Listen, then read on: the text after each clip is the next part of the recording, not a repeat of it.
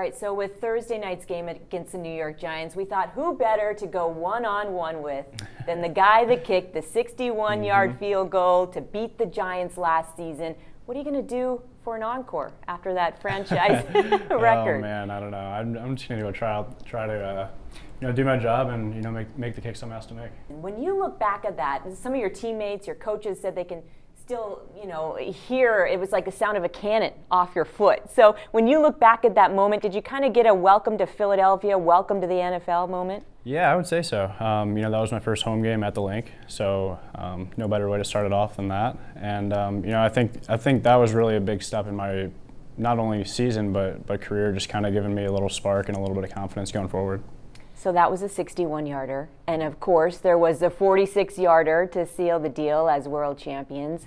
But then we're going to take it way back in the day. There was a 52-yarder, Lyons Township High School. I spoke to your head coach today, and he said you were always cool under pressure. How?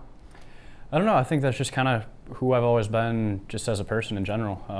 Always kind of cool and collected, and just don't try to make anything bigger than it needs to be. He also said how he helped grab you off the tennis court to the football field. You've got some ballers watching you now, and your fans and guys that are hoping to follow in your footsteps.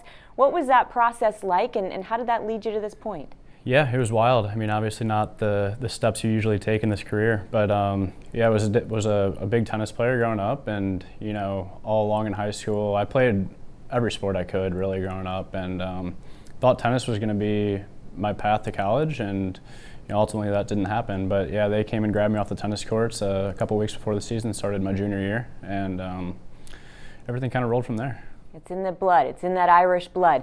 When you step up to kick, what's going through your mind for the most part? Are you zoned in? Where's your mind go? Yeah, pretty zoned in. Trying to visualize what's about to happen. I don't like to talk to really anyone. That whole drive kind of leading up to the kick, I even asked my holder and long snapper just to kind of leave me alone off in my net and let me do my thing. So what is your read here in Week 6 with Giants on deck?